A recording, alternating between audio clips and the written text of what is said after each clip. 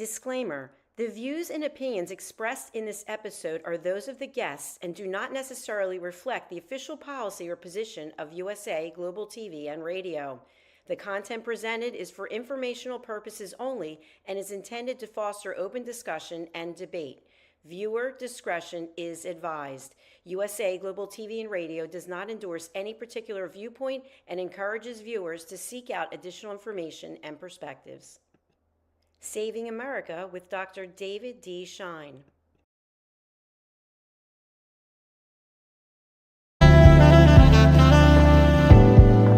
Welcome to USA Global TV and Radio, where our mission is to provide education, entertainment, hope, and inspiration. USA Global TV and Radio connects you with experts and audiences all around the world every single day to help you succeed in business and to live a richer life. Visit us at usaglobaltv.com to learn about career and life-changing training and mentoring programs like the Listening Mentor. Subscribe to our newsletter to stay informed about our special programs and offers. Discover how you can become a guest on one of our shows or a host or producer of a USA Global TV and Radio show of your very own. That's USA Global TV and Radio, where the doctor is always in.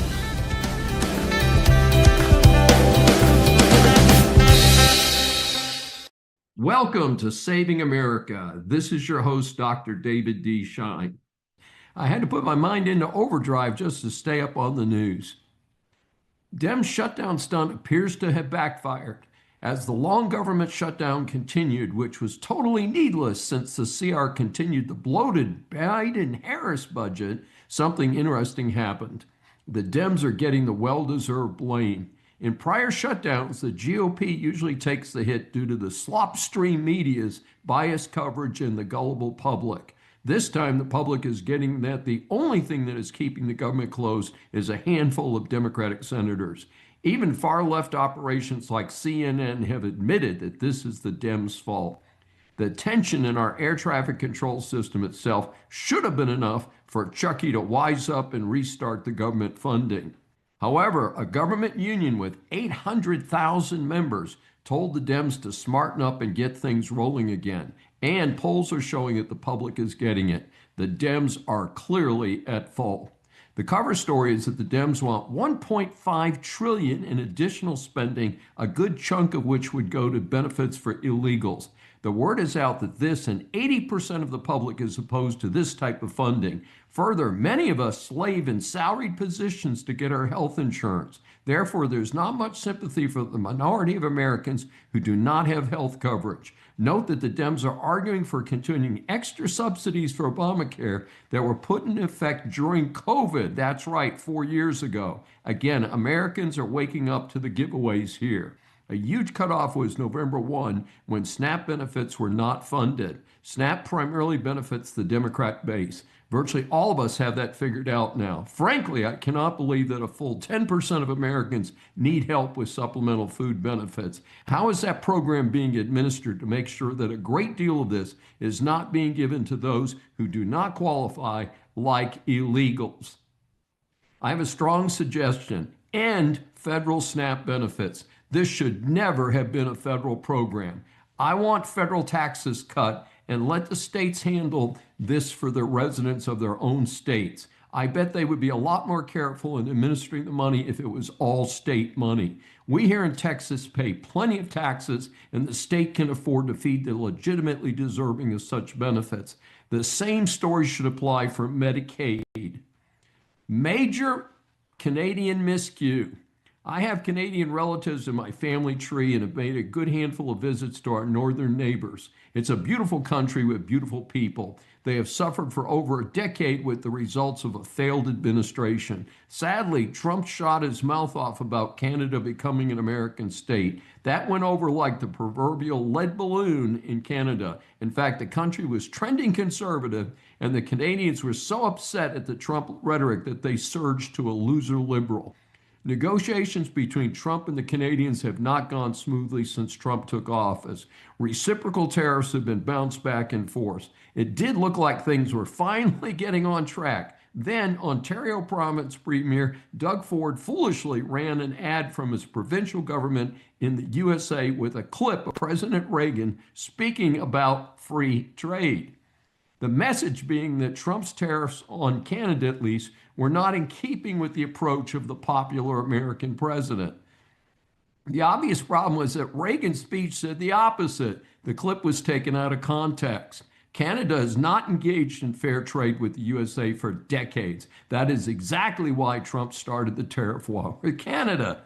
In turn, Trump called off pending Canadian negotiations. I expect that the dust will settle and things will get back on track soon. However, the ad was taken down as soon as Trump's reaction let the provincial head know that he had made a big error.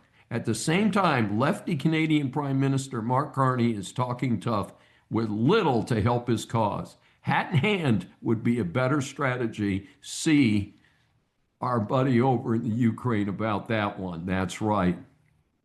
Bill Gates changes his tune on climate change. My audience can predict that I'm not a big fan of Bill Gates or most of the West Coast techie establishment. He jumped into the headlines last week by declaring climate change will not lead to humanity's demise. Hey, I knew that decades ago, and I'm not even a billionaire. Why the general public would care about Gates' opinions on things other than computer software is unclear to me. The fact is that what most of us observe is called weather, not climate change. Yes, weather changes over time. Humans have only been keeping accurate weather records for just over 150 years. The Earth is billions of years old, so a tiny bit of data is being extrapolated well beyond any rational point. Heck, the entire middle of the United States at one time was a vast ocean. We know dinosaurs roamed well into the Arctic Circle. So there was a time when there was no ice there. On the other hand, there was a period from 1550 to 1850 when temperatures were cooler, and it was called the Little Ice Age. There were severe droughts in places, and Ireland famously had a famine. The point is that the Earth is constantly changing regardless of humans. I want to underscore that the focus needs to be on real pollution, not imagined pollution. Smart people know the difference. Around the world, some countries are taking care of their environment or working toward that, and others are trashing it rapidly. We know that the CCP, for instance, is building coal-fired power plants at a rapid rate. I doubt they come anywhere near meeting U.S. environmental standards. We cannot go fossil fuel free in the next decade. I do predict that we will be able to do so by 2050 for most applications. The mafia and sport betting scandals hit. You know, I'm not a sports fan. I know from the news if the local team is winning or losing. I know if the local college is doing well. That is all I need to know. Salaries in both college and pro sports are out of control. Further, when these over-pampered and overpaid cats disrespect Americans, that pretty much closed the deal for me. Recently, I've interviewed a couple sports writers who authored interesting historical books. Happy to do that. While on the topic of sports, I did want to mention that I'm astounded to hear that the NFL has the anti-American whack job Bad Bunny as the halftime show at the Super Bowl for 2026. Not a problem for me, as I'm boycotting the NFL entirely. However, I wonder how much of an audience Turning Point USA will attract with its counter halftime show. Now we hear that current pro basketball coach and a current pro basketball player who reportedly makes $26 million a year were accused of engaging in sports betting activities. I sure hope that's not true. The legal process is now pending. There was a medical scandal that I reported on over the summer with over about 300 people arrested. Many were doctors and nurses. These are well-paid professionals. Why would they engage in such actions? I asked the same question about those associated with pro sports. The money is vast already. Why compromise yourself for a few bucks? Well, the long-running FBI investigation produced more news. It turns out that some high-stakes poker games were also being rigged. The details of the rigging, from high-tech card readers to an X-ray poker table, makes for good headlines. I'm less concerned about that, but more concerned that these activities are allegedly tied to the Italian Mafia. That's right, folks, La Cosa Nostra. My goodness, we are dealing with TDA and drug gangs. I thought the Mafia was simply the subject of classic movies and the old TV show The Sopranos. so far. About 30 people have been arrested and charged for these scandals. Will be interesting to see how it all turns out. Trump favorite President Javier Milei won another term in Argentina. His reformist approach is something that Trump has hoped to accomplish here in the U.S. Apparently, things have been so bad for so long, the voters have figured out that promising something for nothing will not work. Hopefully, it bodes well for the off-year elections in New Jersey and Virginia in this country. The U.S. was involved as Trump spoke publicly in favor of Milei. Attracting criticism was the $20 billion swap of dollars for Argentine pesos to boost their economy at this time. The U.S. also bought another $20 billion worth of pesos in the marketplace. I want to underscore that just as I wish Trump had not spoken about making Canada a state or started fights with Brazil or Colombia, we should not interfere in the internal affairs of countries that are allies like Argentina. We have plenty to say grace over here at home. Third death at Walt Disney World in just 10 days. Well, maybe it's not the happiest place on earth. The Orange County, Florida Medical Examiner's Office confirmed the death of a guest at the Contemporary Resort Hotel, but no cause of death or specific timing was provided. I guess you can do that when you're the big dog in Orlando. There was also a suicide of a woman referred to as a Disney superfan. A man died at the Fort Wilderness Resort due to an apparent medical issue. I have been boycotting Disney since they went woke and abandoned their focus on family-friendly entertainment. All rise. Our series Interviews for Saving America establishes that the world is full of interesting people. Once you hear from our next guest, I'm sure that you will agree that he deserves the moniker of interesting person. Saving America welcomes Jake Lang, who gained national attention for his actions on January 6th when he attempted to save Roseanne Boyland as she died in a Capitol Police-induced stampede, and then his heroically rescued Philip Anderson, a black protester, from being trampled. Sworn affidavits concern his life-saving efforts, and viral footage of the rescue became central to his documentary. He was then a January 6th political prisoner for over 4 years without a trial and was pardoned by President Trump on January 21st, 2025. A New York entrepreneur, he founded Blessed News and produced The Truth About January 6th, Rumble's most viewed documentary with over 2 million views. From prison, he authored Patriot Prisoner, started the January 6th Legal Fund, which raised millions for defendants, and launched the Political Prisoner Podcast, a top show hosted by the Gateway Pundit featuring high-profile guests like General Michael Flynn and Dinesh D'Souza. Lang credits his strength and his Christian faith to help him survive over 900 days in solitary confinement. He now speaks about liberty, faith, persecution, the Constitution, and the fight for election integrity. In addition to all this, he's currently a candidate for U.S. Senate in Florida. We welcome Jake Lang for his first appearance on Saving America. David, God bless you, sir. What an introduction. You know, for me, I was just a prisoner for so long, and to be out in society, to have the graces of these amazing shows and introductions and stuff, it's just too much for me. I was in solitary confinement for so long. This is such a dichotomy shift. Sometimes I can't even believe it's real life. Well, it is real life, and we're so happy to have you in person here. As you know, we ask our guests 3 questions, and share with our audience how you happened to be at the Capitol on January 6th, and how did you end up saving lives? What did that look like? Thank you, sir. It was, well, God brought me there. You know, President Trump had made this amazing tweet saying that he needed his patriots to come to the Capitol to peacefully and patriotically stand behind our congressmen and women that were going to be brave enough to decertify the election and to send it back to the state legislators for a recount and to certify it. So we were there with all this love of God in our heart, love of country, peacefully protesting at the Capitol. And that's when the unspeakable happened. Our own Capitol police officers that we pay with our tax dollars turned their weapons against peaceful, unarmed, kind of milling about crowd. We were just there on Capitol grounds.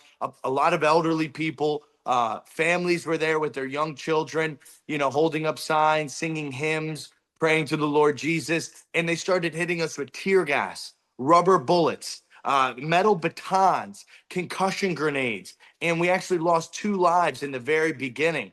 2 men, Kevin Greason and Benjamin Phillip, died from a heart attack when at their feet exploded these percussion grenades that are only used in warfare. And we lost 4 unarmed Americans that day, including those 2 men and Roseanne Boylan and Ashley Babbitt, who was shot in the throat mercilessly. Her killer still roams free today.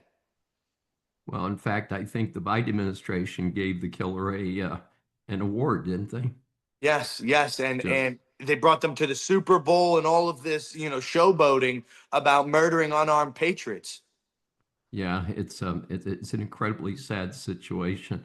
The story's just coming out right now about the FBI had hundreds of agents in the crowd on January 6th. What was the impact of this, and why did it take 4.5 years for this serious issue to be revealed?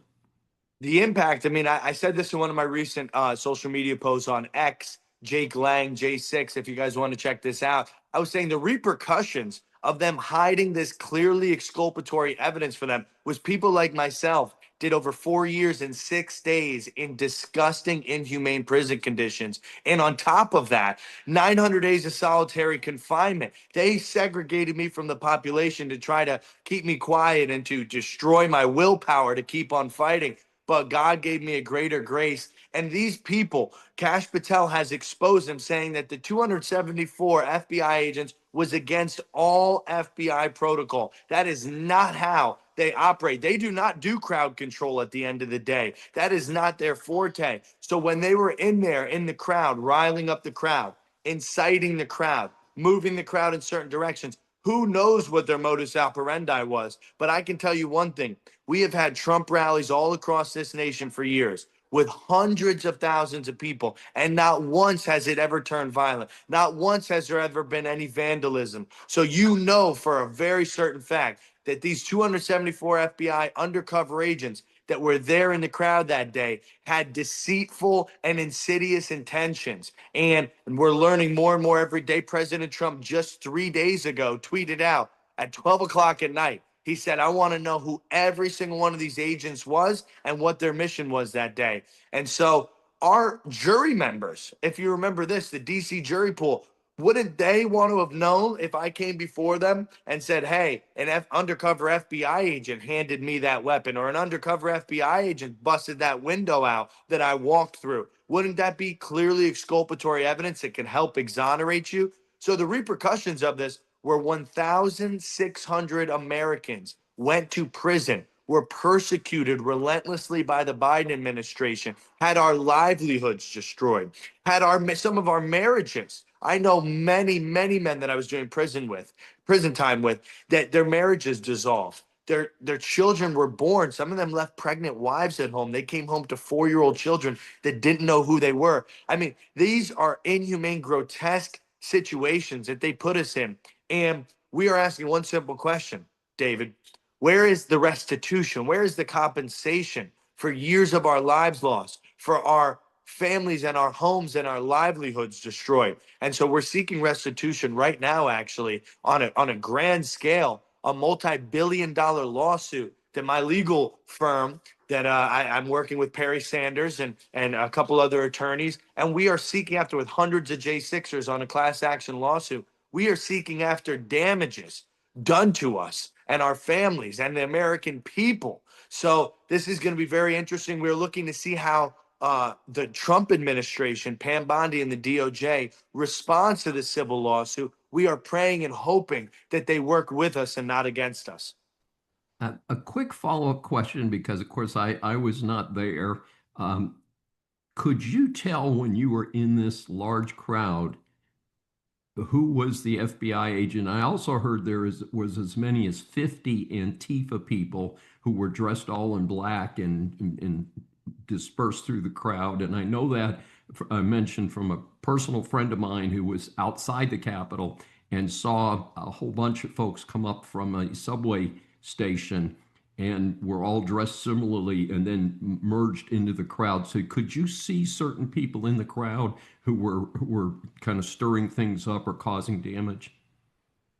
For me personally, I was so locked into trying to like there were people that were dying. Roseanne Boylan was trampled and was being covered with pepper spray and stuff. And now looking back and I'm thinking about it, there were definitely agitators there, whether they were Antifa, whether they're FBI. There were people there that were misplaced, out of place, and pushing the envelope in ways that patriots just don't do. There was, for example, there was a baseball bat that got passed around to like 15 or 20 different patriots. And the person that ended up bringing that ended up being some homeless man from California that was an avowed Antifa anarchist. And that guy was placing weapons in people's hands. And I actually ended up doing time with him, Josiah Kenyon. And he spoke about, literally quoted to me and to his prosecutors and whatnot, that he was there that day to get Trump supporters killed by escalating the level of violence there. So I personally, myself, in my own legal case,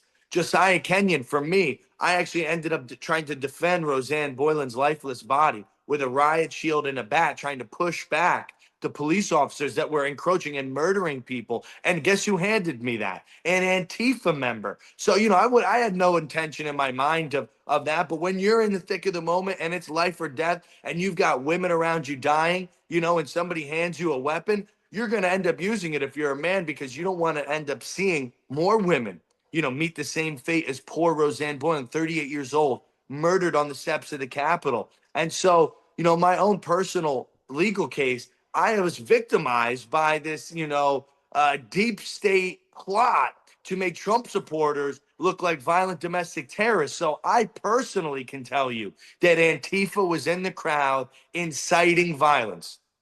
And that transitions beautifully into our third question for today. Your prosecution is the opposite of what we are hearing from around the United States, with hardened criminals being released without even cash bail.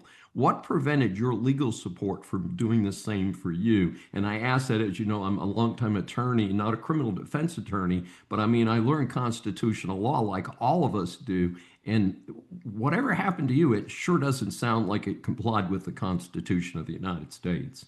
No, it was antithetical to the Constitution of the United States. I was denied due process. I was denied speedy trial. I was kept in cruel and unusual punishment. But at the end of the day, we had a two-tiered system of justice that placed patriots on the domestic terrorist watch list. We were held in solitary confinement. I was put in cells with MS-13, ISIS. People that beheaded people were my cellmate because they couldn't house me with the regular, everyday inmates there. They had to put me with domestic terrorists. So they even tried to put us into conditions and with people, violent, known gang members, known killers that would literally kill us if we were, in a prison scenario. You could be killed over anything. You step in the wrong place, you put your clothes in the wrong place in the cell. So they were trying their hardest to get us murdered in prison, to segregate us from our families for years. I didn't have a family visitation, David, for 18 months. I couldn't see my mother, my father, my sister. My own fiance wasn't even allowed to visit me because she's a January 6er. They said one time for 1 hour in 4 years, I was allowed to visit my fiance for 1 hour. What kind of, you never hear about this with Antifa. You never hear about this with Black Lives Matter, rioters. This is a two-tiered system of justice where they want to crush President Trump and crush the conservative movement and instill fear in you, the listeners out there. Why did they do this? Because they wanted to make an example out of us. They wanted to send us up like a signal flare to every other patriot in the country. If you dare stand up against tyranny, if you dare question a stolen election, if you dare say Marxist regime leadership like Joe Biden, Beijing Biden, will not be accepted in America, we will encage you and your family. We will keep you from seeing each other, and we will hold you without trial for over 4 years. That is what they were trying to do, to scare the American people out of exercising their rights ever again. Al, it's an incredible story, and I hope people will do further research on you and what you have going to help them do that. How can our audience get more information about you, your work, and your campaign?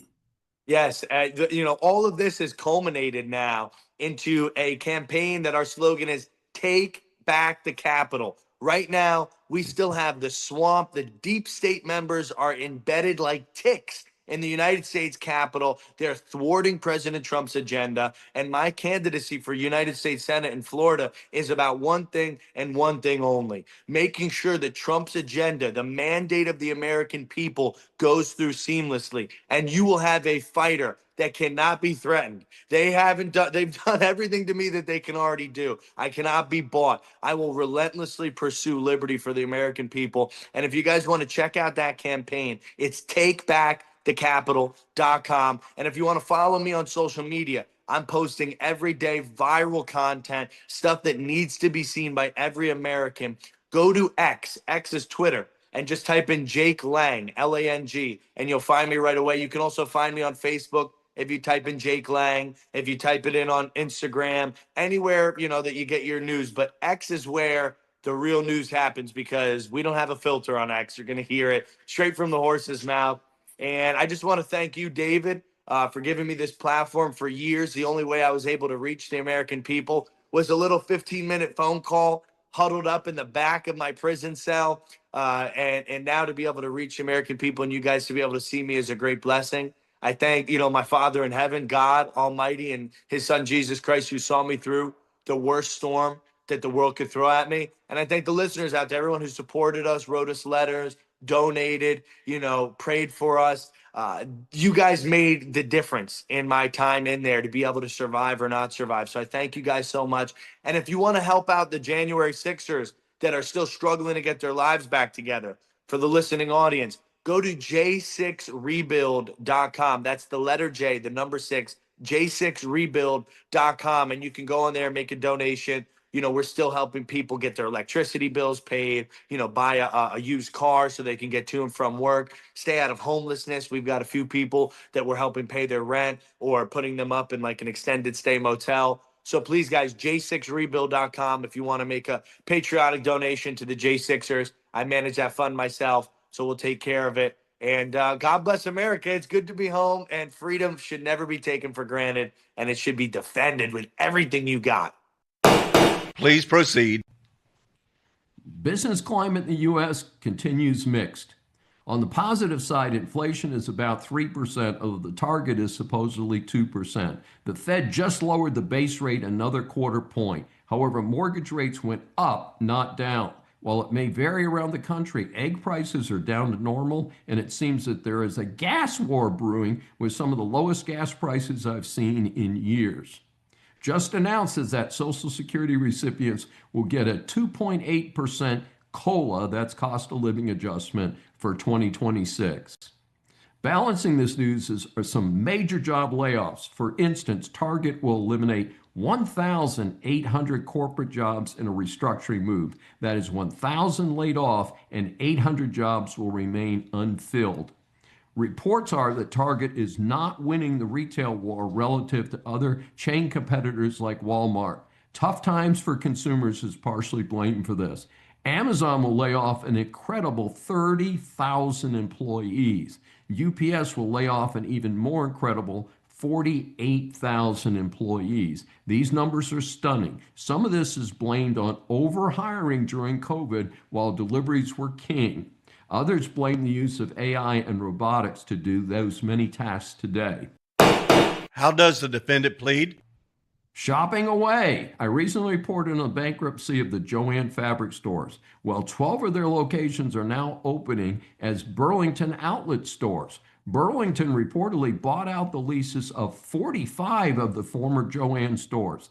The 12 is the first batch of them to open. I find this interesting since I think of the Joann stores as much smaller than the typical Burlington outlet stores. In 2023, after Bed Bath & Beyond went bankrupt, Burlington obtained 44 of their stores.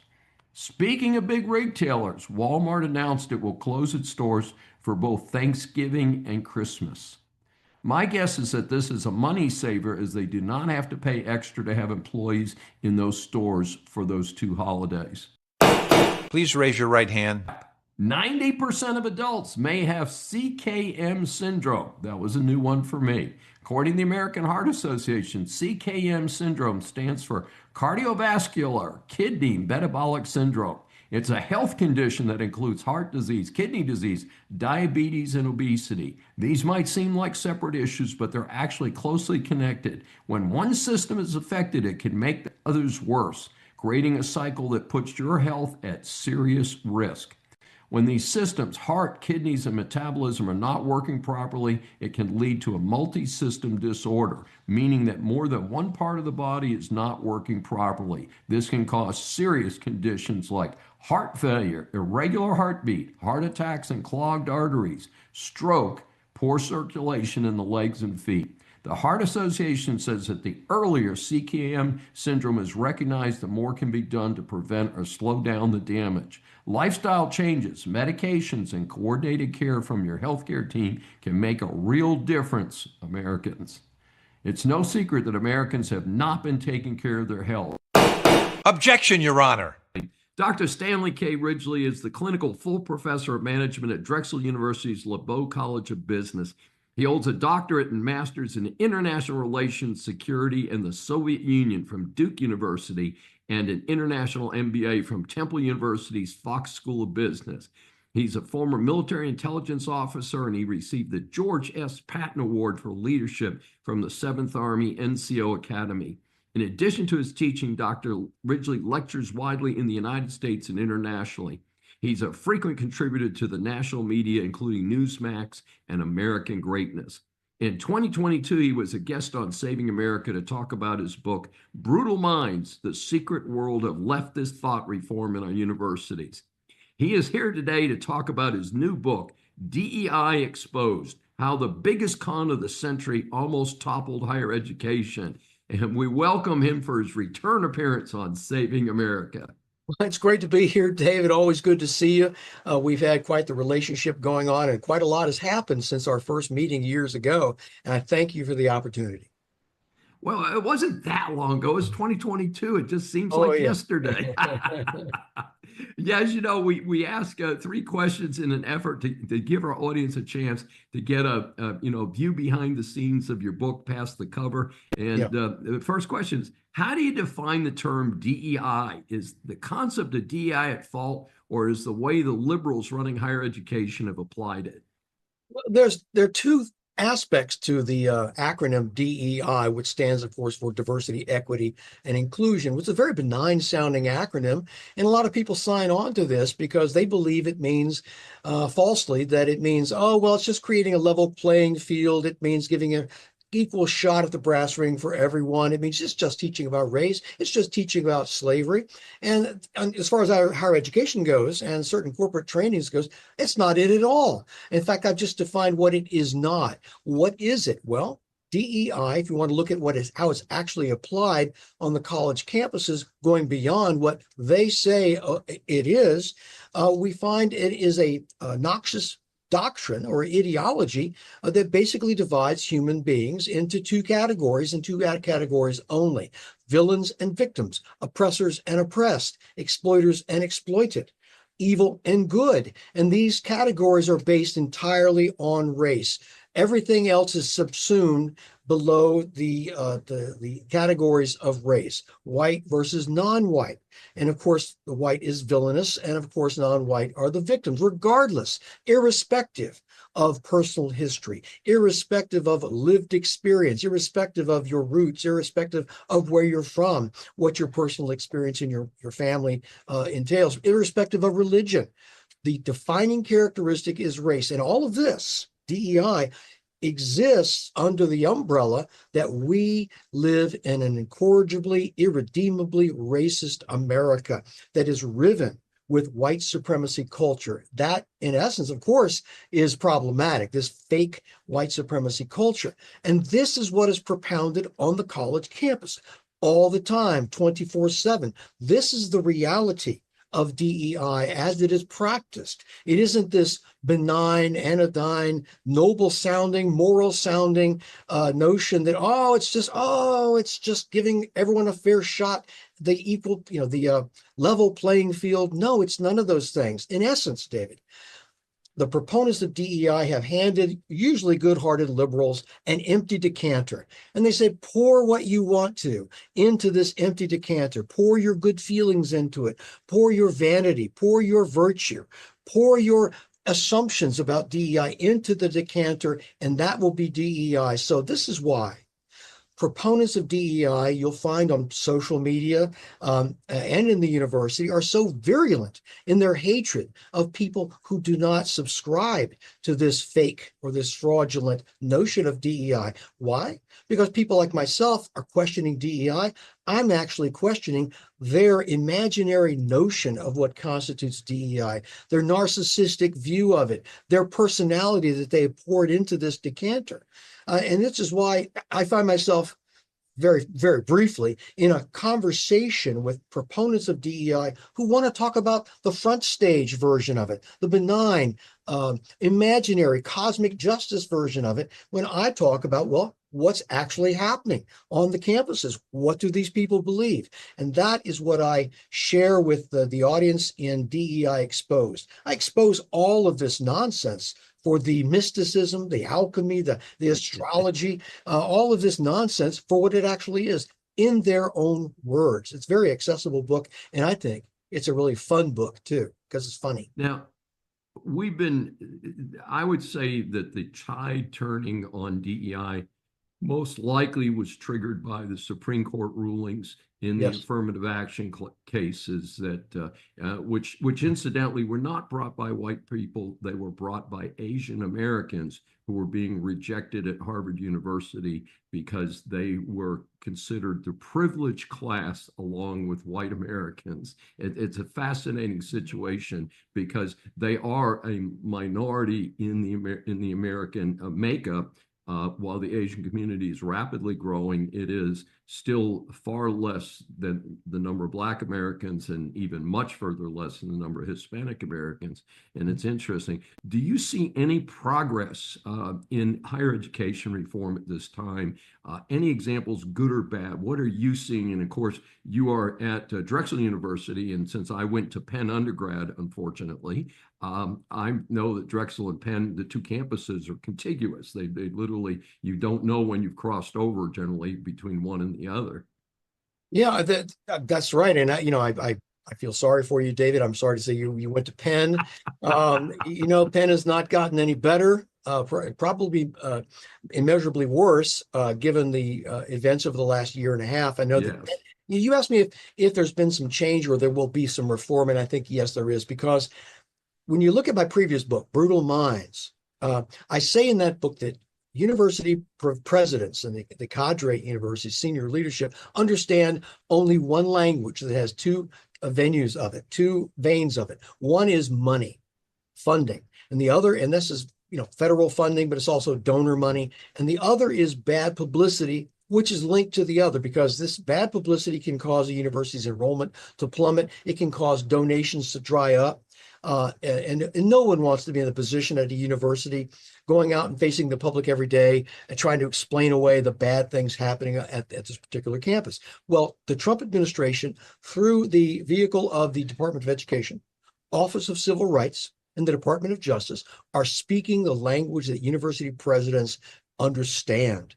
And this is long overdue. Universities, as you know, have flown under the radar for far too many years, propounding this notional idea that the university hasn't changed. It's still a wonderful, yeasty marketplace of ideas where ideas can contend. No, it's none of those things. It's a crucible of indoctrination where Marxists and basically literally communists who claim to be communists and are very proud of that, basically are formulating or creating cadres for the struggles of the future. Very prominent communist/Marxist theorist Frederick Jameson at Duke said this a number of years ago. That's what the universities are for, to create cadres of a vanguard for the revolutions of the future on the Marxist side, of course. So what we have now, however, is an expose of these folks, bureaucrats, presidents. They are being made to think what's actually happening and recognize what's actually happening on the college campuses.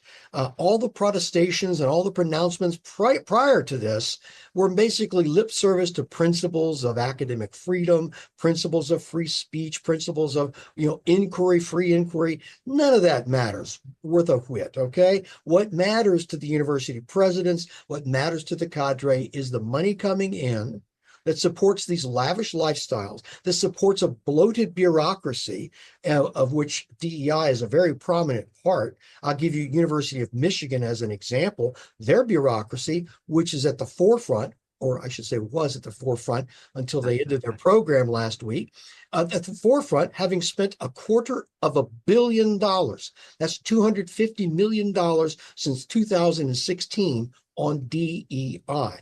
With employing over 260 employees that are supposedly doing the work, whatever that consists of, doing the work of DEI. And we find that the top dog, the provost, the assistant provost for DEI, her name is Tabia Shavu Sellers, was bringing in $417,000 in salary and benefits as the top. Unbelievable. Yes. In fact, University of Virginia, the top two DEI people bringing in more than $500,000 apiece. And Absolutely. the third ranking person, is bringing in $405,000. So you effectively have $1.5 million going to three people in the UVA, University of Virginia, DEI hierarchy. What are you getting for that $1.5 million, especially when you serve as contradistinction to the governor of of Virginia, Glenn Youngkin, bringing in $175,000 a year to manage the affairs of the entire state. No, it's unreal. By the way, you do know that I have 2 graduate degrees from UVA. Oh, I'm so sorry. And I can tell you, though, I am a member of the Jefferson Society. Well, that's good. And we are a bunch of conservative alumni who are trying to get the current president, who is not well respected by the responsible former business graduates. I went to the Darden School, and obviously one of the best MBA programs out there, along with Duke's MBA program, by the way. And so it's a very interesting situation.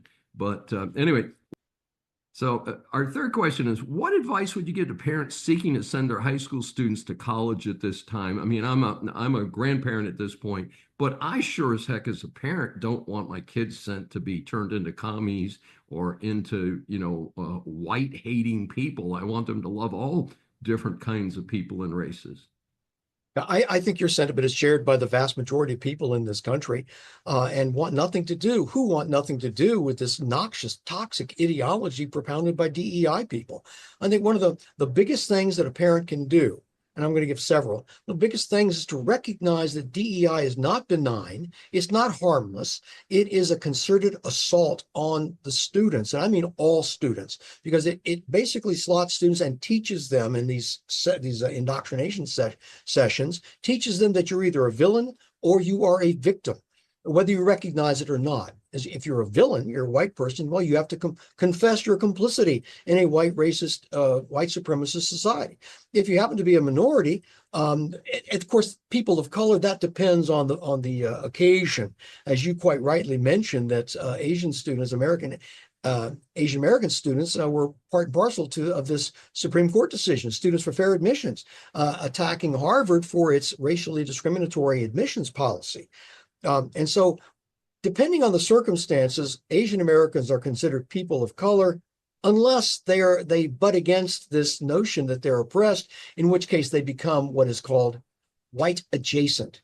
And this indicates that they share in some uncertain way the privilege that is bequeathed to white folks.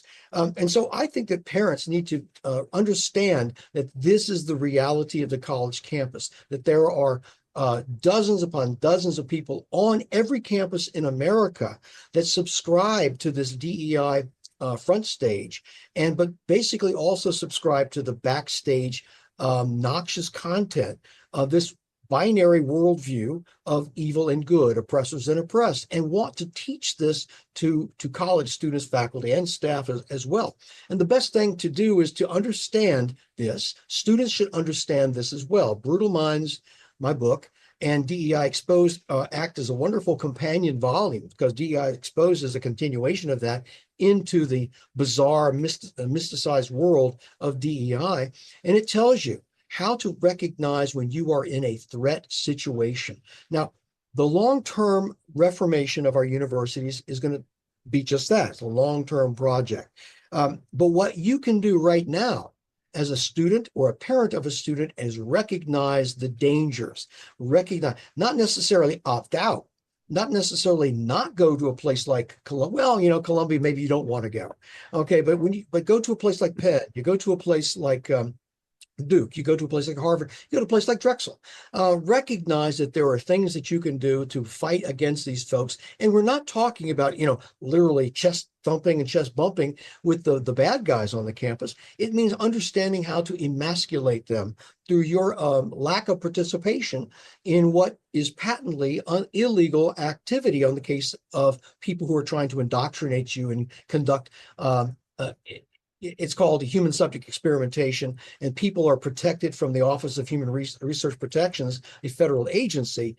And once you understand your rights as a human being, your rights as an American citizen on the college campus, increasingly so at private schools like Drexel and like Penn, once you understand that and understand that there are avenues of complaint that the Department of Education has just set up, where you can take one of your complaints, if you're not happy with what's going on, take it straight to the federal government. And the federal government has been incredibly responsive, as I think you know, up to this point. And I foresee more of that. And so there are avenues of I would say complaint, of communication, not necessarily complaint, but a communication that things are not right at XYZ school. And we want you to come look at what we're doing here and find out, discover through the process of transparency, if indeed there is something untoward happening, and then do something about it. And of course, one of the most unfortunate parts, and I'll just speak for myself, Dr. Ridgley, is I came from the wrong side of the tracks. I was oldest of 7 kids from a listed military family. We had nothing. My parents, my mother had a GED. My dad, finished high school with a general high school degree. And my parents emphasized education. Education was the path forward. And I had set my sights on going to an Ivy League school. And when I got the full scholarship to Penn, by the way, I got a full scholarship to Duke and turned it down in favor of, oh my God, I'm getting into an Ivy. And I could also have gone to the honors program at the University of Virginia, didn't even apply for it because it was like, I'm shooting for the stars and this is, the path forward. And I think part of the unfortunate thing that we're facing as, in my case, grandparents, is that we're seeing some of the best known universities in the world, Harvard, Yale, and Penn, Columbia, and on the public side, University of Michigan, University of University of Virginia, Berkeley out in California, that these schools are the ones that have been most impacted by this incredible destruction. And so I think people are going to have to, really evaluate whether you want to go to, my sons went to for cost reasons, went to the community college for a couple of years and then went to different universities after that and worked out well. But generally speaking, I think parents also are going to have to do more before the kids get out of the household to make sure that they understand the value of capitalism and the importance of our true diverse society, which is we give everybody a fair chance. You're exactly right on that, David. It's shopping around, and I certainly appreciate the community college route because people save a lot of money by doing that.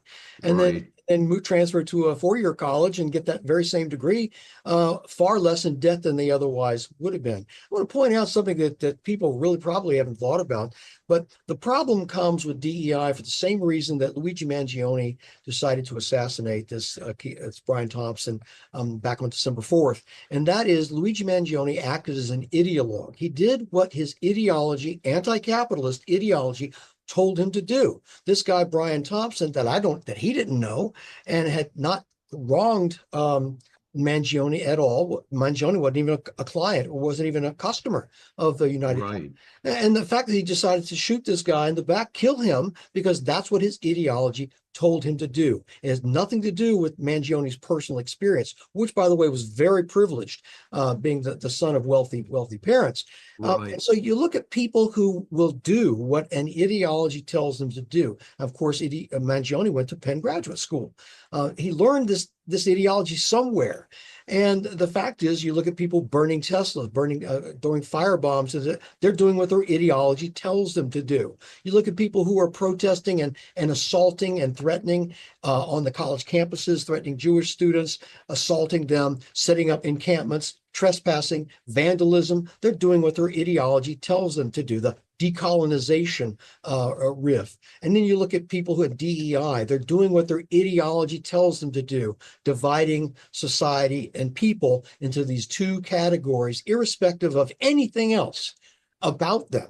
And then it's very paranoid, because if you and I walk down the street, we see someone coming towards us, it's a stranger, we don't know this person. We might see how they're dressed or make some sort of preliminary judgment that way. But basically, we're going to say, okay, either I won't even interact with this person, or I'll find out more about them.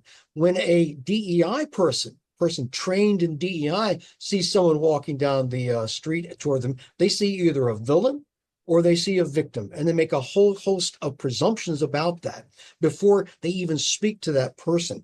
And this is the binary, the Manichaean evil and good binary that these DEI people believe in. It's what they train young people into, this alternative reality, and then they say, behave according to this alternative reality, just like Luigi Mangione. It's just a matter of degree. I do want to insert here, since I'm the attorney on the call, is that these are allegations against Luigi Mangione, and he is accused. He has recently been brought before. I understand Pam Bondi has announced that this is being identified as an interstate hate crime or something like that, and that they are going to seek the death penalty. Apparently, he has pled not guilty. However, in fairness, the evidence against him is rather overwhelming. There is videotape of the crime.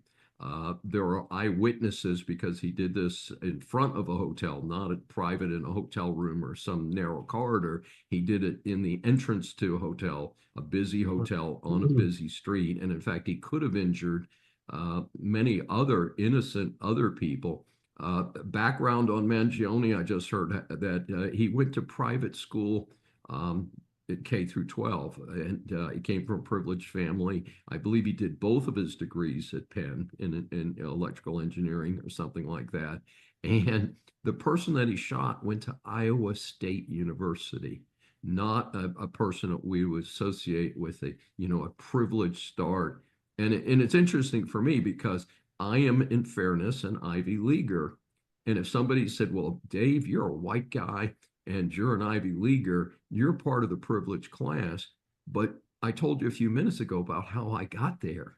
And I didn't get there from the privileged class, I guarantee you. And in fact, at my high school, which was full of military dependents, we were my sister who followed me the next year, we were the first two honors graduates from the military housing project where we lived. The first two honors graduates back to back. And the advisors didn't know what to do with us. It was like, well, those kids don't usually go to Ivy League schools and stuff like that. So just this assumption that just because of the color of skin determines who you were. My best friend at the University of Pennsylvania was a Black artist who was 22 years my senior. Sadly passed away. Lifetime friends, stayed in touch with him and his wife, stayed in Philadelphia, the two of them. And he passed away about 5 years ago, and his wife, who of course I knew for the same length of time, passed away about 4 years ago. By the way, a mixed race couple. And back when that was really verboten.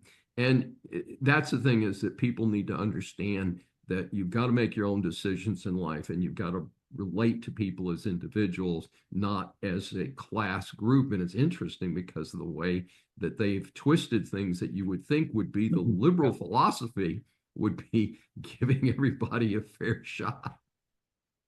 Right. And this is why it's so perverse, this idea that, well, diversity, equity, inclusion means, oh, it's a come one, come all kind of thing, but we're going to judge you in advance based on immutable characteristics. I should say that equity and inclusion, I should say diversity, equity, and inclusion, the idea of inclusion and belonging, that's their latest phrase, inclusion and belonging.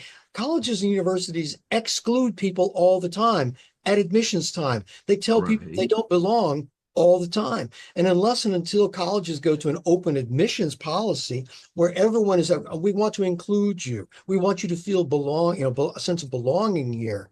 Not say, okay, well, I'm the gatekeeper, I'm the enrollment management. I'm going to let you in, but I'm going to keep all of you people out. But once you get here, then we engage the inclusion and belonging aspects of our philosophy. There's so many. You know what?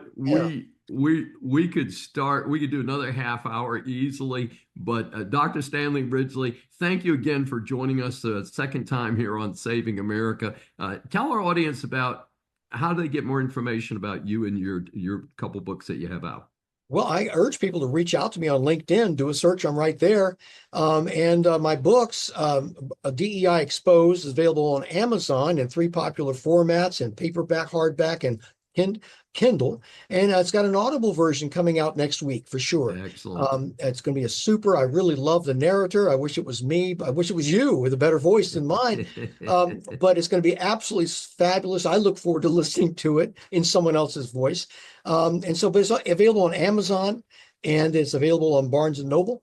And you can also go to my website, brutalminds.com, and you can see my previous book. And you can also read a little bit more about DEI Exposed. I think it's essential reading for understanding and cutting through the BS that we find in most of what's going on in the public media and what the press likes to say about DEI.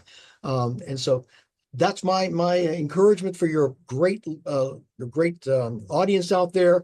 And thank you for the opportunity for being here. The defense rests, Your Honor. The latest strategy, self-deportation. And what I believe is a reaction to the Dems' lawfare being practiced to protect the criminal illegals in this country, a bribe is now being offered for self-deportation. The idea being pitched in TV commercials by Secretary of Homeland Security Kristi Noem is to leave now and you might be able to return legally later.